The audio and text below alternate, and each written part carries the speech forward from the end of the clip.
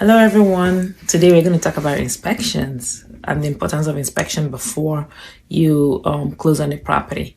My name is Olga. I'm a real estate agent in San Antonio, Texas area. And we're going to look at the inspection and the reason why you want to get an inspection done. So first things first, once you go under contract, you want to have an inspection done, right? During your option period. Remember that the option period is one of the times that you can get out of a contract. If you decide for whatever reason, it could also be that there's something that the inspector found on the property or going on with the property that is like a no-no for you, and you can get out of that contract during that time. So you want to make sure you get it done within that time period. So the few things I'm going to go over, about 6 things here that you can do or you need to do to manage your inspection. The first one is choosing a reputable licensed home inspector to get your inspection done. Your agent can also help you with making this decision, okay? I usually give my clients about 3 options, and they talk to them, interview them, and decide who they want to hire to get the inspection done. Number 2, once you decide who you're going to go with, you want to go ahead and schedule your inspection. It's always good that you work with the seller to make sure that the time that the inspector is going to be there will work for him, especially if he still lives on the property. If it's a vacant property, then you don't have any problems at all. But if the seller still lives on the property, then you want to make sure you work with him to make sure that, the time that the inspector is going to be there, the property is going to be available to him and there won't be anybody in his way to do his thing, okay? Number 3, once the inspection is done, you can attend inspections. I do attend inspections for a lot of my clients because a lot of times they're not able to attend.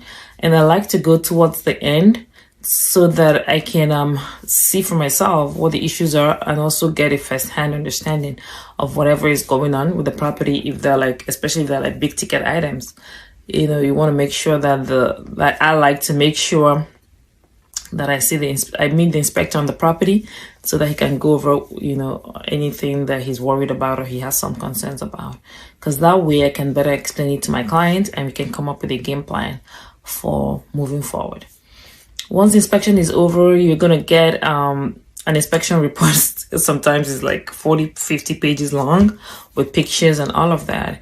And some inspectors actually do a good job of itemizing the big ticket items, the ones that are most concerning. So that way you don't have to, go through the whole thing.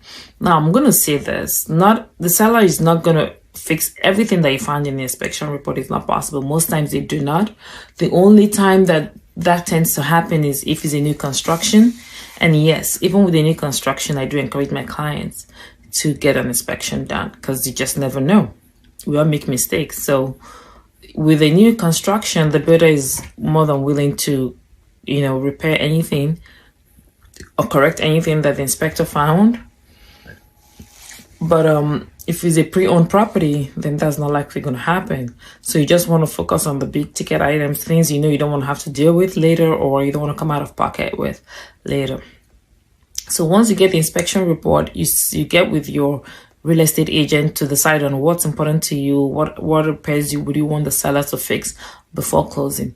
You draw up a list, and once that list is your real estate agent will put the list together and do an amendment, a repair amendment to get that done, to get that over to the seller.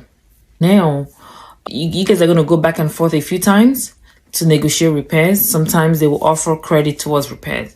So whatever works for you. I've had instances where, my buyers didn't want to deal with repairs. They'd rather you fix it and they will go inspect it and, you give them receipts and all of that to show that it's been done. And during the final walkthrough, we can, we'll go over it and make sure it's done. Some people don't mind getting credits. Also some sellers wouldn't want to do it, especially if they're no more living on the property. If they've moved out or in a different state, they will prefer that they give you the money towards that for you to take care of that yourself.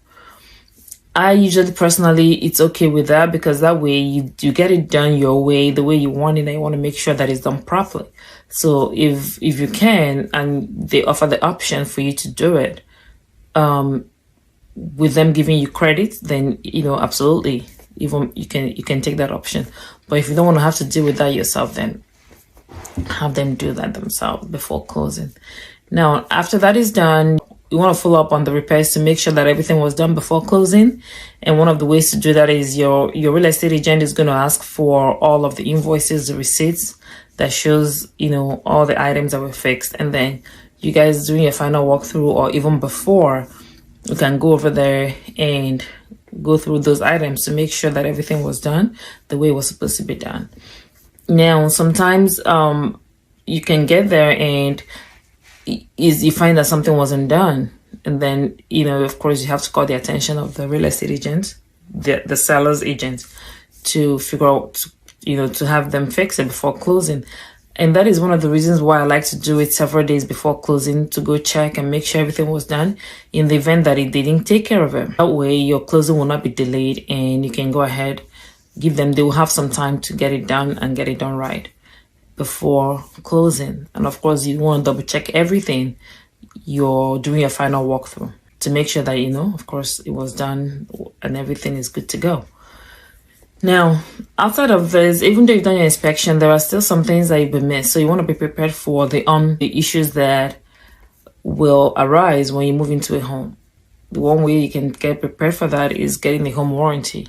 If you can't get a home warranty, even if it's for the first year, I always like to write that into my contract so that the seller can take care of it, pay for it the first year. And then after that first year, you can decide on, okay, do you want to continue paying for it, or do you just want to cancel? But that's a good way. A home warranty is a good way of kind of, making sure that first year you don't have to worry about anything, and the home warranty company will fix anything if it comes up, right? And that's pretty much it. Make sure that you get your inspection done before you close. Okay, unless if you don't care and you're handy, or your husband is handy, your partner is handy, and you guys can figure it out after closing. If it helps your negotiating power, because there's multiple offers on the property. That's what I was looking for. Then of course, you gotta do what you have to do to get the property, if you really want that property. But other than that, inspection is key. You want to make sure you get it done regardless, whether it's a new construction, pre-owned, or whatever the case may be. Thank you for listening and tuning into this channel. Please subscribe and feel free to email me, text me if you have any questions. Again, my name is Olga. I'm a real estate agent in San Antonio, Texas, and I would love to help you if you ever need to purchase a property or sell a property. Give me a holler. Bye.